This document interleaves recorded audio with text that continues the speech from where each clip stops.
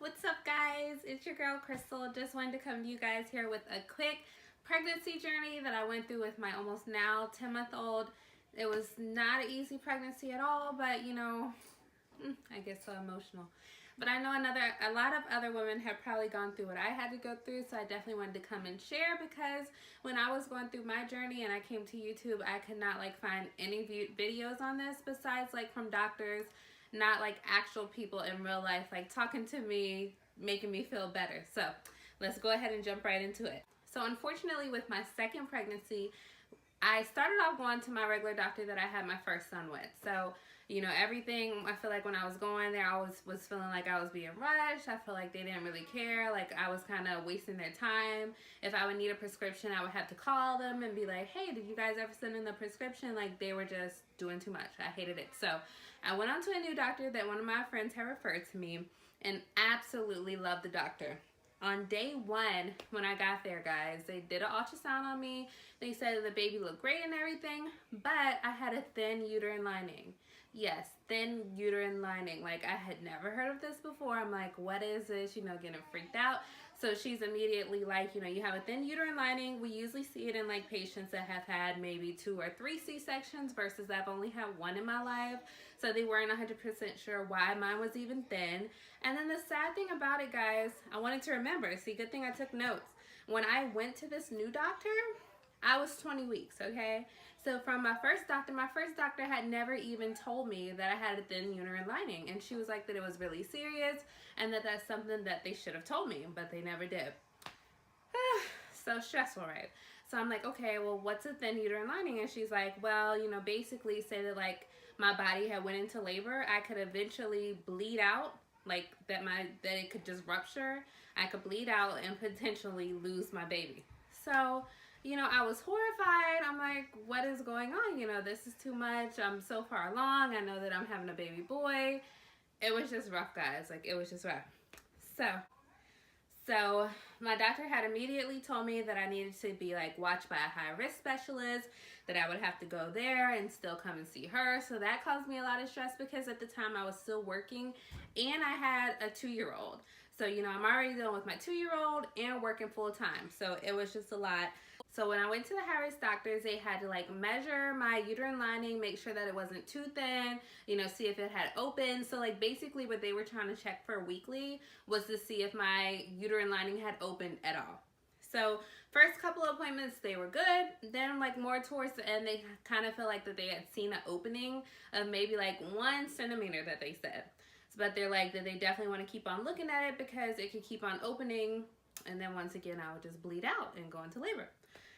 So after being scared, for months, I would have to take time, go to my primary doctor and go to the high risk doctor for a month, once a month each when I wasn't as far along.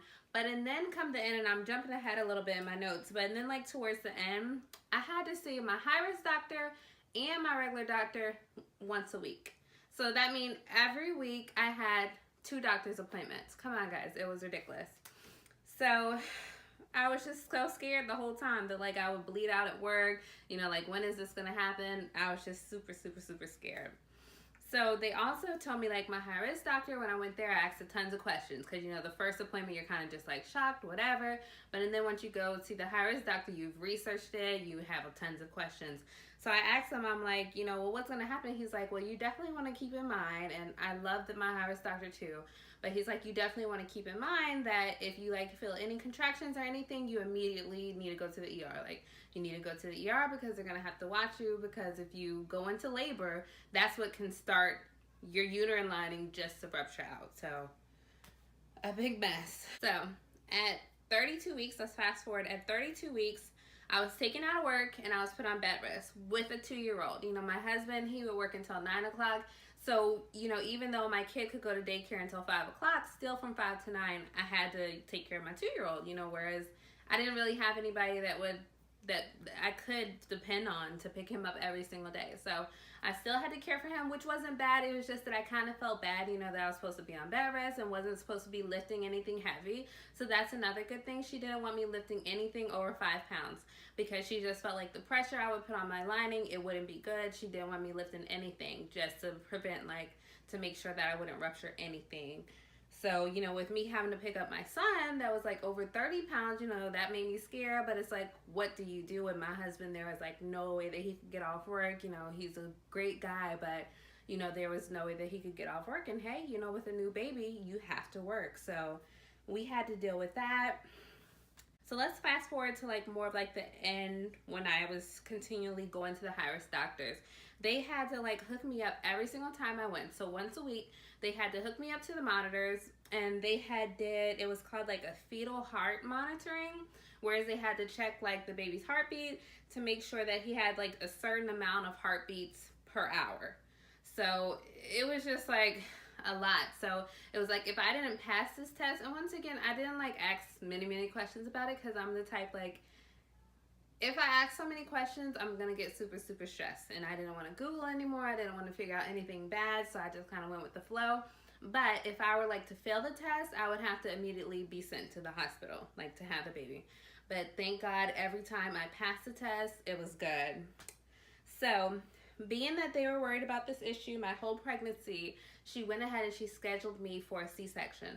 My C-section was scheduled at 37 weeks. I had to have the baby at 37 weeks because she was scared that maybe if I went over 37 weeks, that my body would by itself, like a body should, would go into labor, and then my uterine lining would just rupture. So to prevent that, she went ahead and took the baby at 37 weeks. He was super healthy.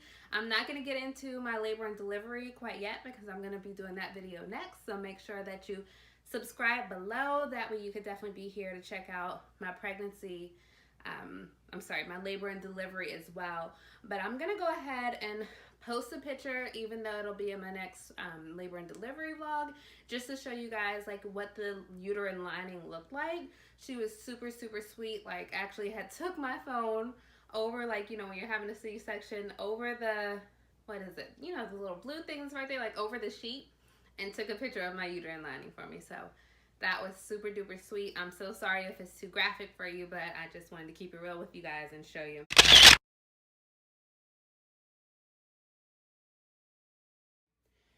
Whew. So that was, let's see, baby was, yeah. So yeah, the baby was fine. So that was basically like my whole pregnancy. That's why I was so rough, you know, just with having a 2-year-old and being put on bed rest so early and being taken out of work. You know, I was like feeling all alone because, you know, here I am paying for daycare, but I'm at home all day. I can't do anything. I'm pregnant. I'm bored. I'm feeling alone because everyone else is at work and I'm just at home alone. You know, I did sleep and eat a lot, just like an average pregnant person. But then like with the doctor's appointments, I was sick of seeing them. You know, it was just a lot. So I'm glad that that's over. You know, I'm blessed. Another super duper sad thing that my doctor did tell me is that she doesn't recommend that I have any more kids, is what my primary OB/GYN told me. You know, she's super sweet. I believe what she says, but then I talked to another high-risk specialist, and she advised that, you know, she has the same issue, but she's had 4 kids. And when she found out after the second baby like I did, she still had 2 successful pregnancies. So, you know, it's kind of sad to be told that maybe, you know, that you shouldn't have any more kids, you know, but I'm glad that another doctor told me that I still could try. So who knows? Some days I feel like I'm done with having babies. Some days I want a little baby girl. So we shall see. But thank you guys so much for watching. I hope and pray that this helps somebody because I was so stressed going through this alone. Make sure that you like, comment, subscribe, and hit that bell, baby. Tap that bell. That way you can check out my next videos. Bye.